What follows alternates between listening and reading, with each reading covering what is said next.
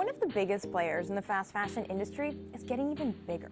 Shein, incredibly popular with Gen Z, is gearing up a global online marketplace. The ultra-fast fashion brand Shein is growing rapidly. It's building an online marketplace that experts say could rival Amazon. It won't just be selling ultra-cheap, ultra-trendy clothing anymore. It'll provide a space for other merchants to sell everything from ice machines to mini dishwashers. It's already launched in the US, Brazil, and Mexico. No word yet on when it's coming to Canada. But for a company that already faces so much scrutiny for its environmental and labor practices, there are a lot of questions about what impact this expansion will have. So let's take a moment and zoom out. How did Shein get so big so fast? Shein isn't just fast fashion, it's ultra fast. You can get dresses for €5, bags for $6, or corsets for $3.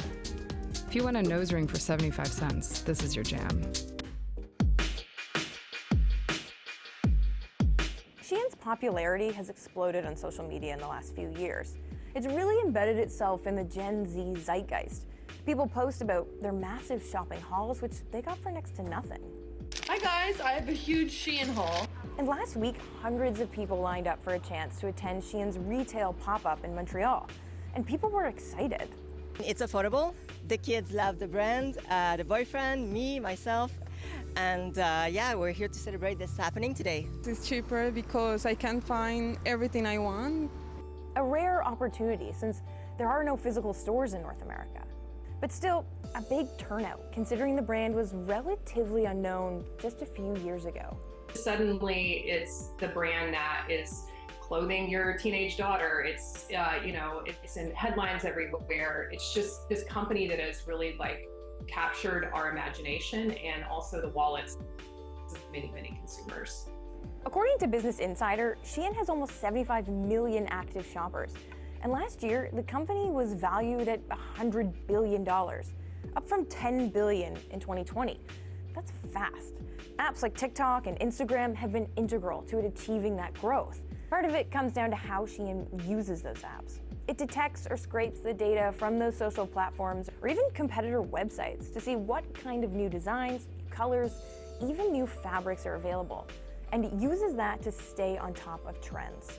Designers from Shein will combine those design elements scraped from online, combining that with their internal analysis or internal perspectives on the trends to produce the newest product. Shein has more of the market share than brands like Zara and H&M, according to one analytics firm, because ultimately they sell way more for way less.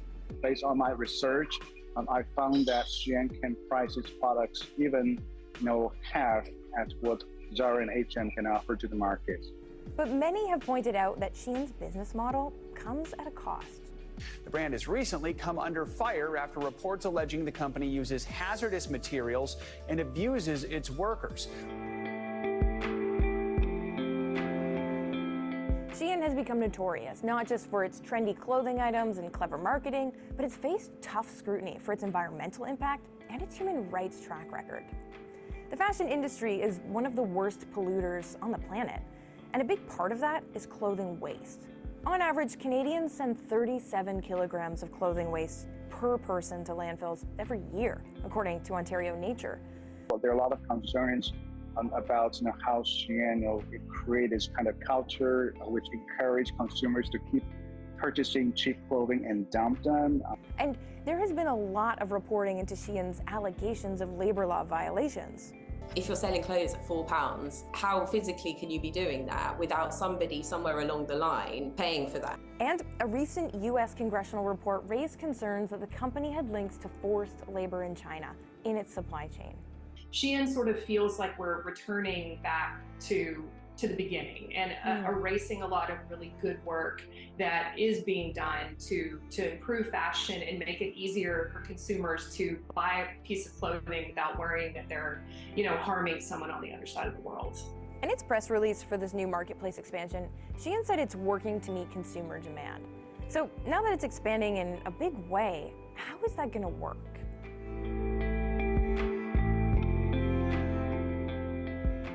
producer Julie Zenderuti has been following this story. Hi, Julie. Hi, Lauren. Okay, so we know that this is being set up to be a marketplace, kind of like Amazon. Can it rival Amazon? Could it be as big? Well, according to the experts that I spoke to, it's certainly a possibility, right? We've seen a lot of companies like Temu, for example, expanding in this space. TikTok recently announced that they're also going to be turning into a marketplace. So for a lot of these companies, it kind of seems like a natural progression. And according to Elizabeth Klein, who I spoke to, who's a fashion and retail writer, we're heading towards a real disruption of the space. Kind of haven't seen a big competitor to Amazon yet, and Shein certainly seems to be getting Amazon a run for their money. So, for example, if you're a company like TikTok or Shein, this is sort of like easy money, right? Because as a platform, you're sort of growing based on the users that you might already have. So if you have that traffic, you charge commission. It's sort of like you can sort of see why they would naturally want to do that. So it's sort of about building off of the user base that you might already have. Okay, right. It's kind of a no-brainer in that sense. But how are they actually going to make this work? Yeah, so based on the experts that I spoke to, what makes Shein so powerful is in the retail sector is what might translate into the marketplace sector. For example, what you mentioned, their ability to scrape data, use social media to their advantage when it comes to their marketing, but also something that Dave Shi, who monitors the China retail space, he calls a tight grip on their supply chain. It's called a sort of small order quick response. So it means that Shein has relationships with a lot of small factories in China, and they're able to place small orders in small quantities and basically monitor what's selling well, and they only mass produce the items that are really popular, right? So basically they're only mass producing what they know will sell. And so Dave Shi says that there are signs that Shein is implementing this sort of agile model into marketplace, right? So third-party vendors that are working with Shein, they don't actually need a lot of stock. They don't actually need a lot of product to be shipped to Shein's warehouse. So you could sort of see how that agile sort of business model could sort of transfer into marketplace and kind of give them that competitive edge compared to Amazon. Oh, interesting. Okay, so if they're using that same model, like what does that mean for the track record that they already have when it comes to labor and the environment? Yeah, so I mean, some are saying that just in the very nature of expanding, all of those problems that we are sort of seeing with the environmental footprint and some of the alleged labor law violations, those are only bound to get worse, right? Because if you think about it, when you're moving into marketplace, as a company, you're creating more distance between yourself and your supply chain, right? And so Shang Liu, who I spoke to, he's a professor at the University of Delaware, he says that, rather than expanding, Shein should really be cleaning up their act. The fashion industry is already complex enough.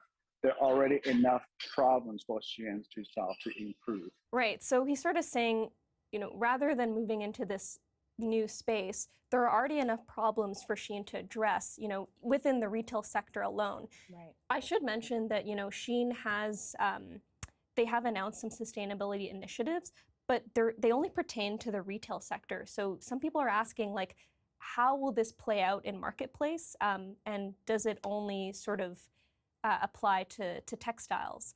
I mean, this whole announcement for marketplace, we know that it was announced in May. It's not in Canada yet, so only time will tell how it will do in Canada.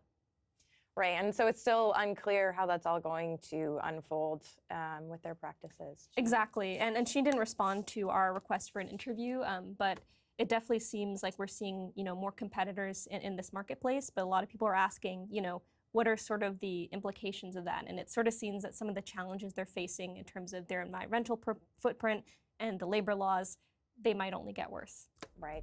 Okay, Julie Zenderuti, thanks so much. Thanks.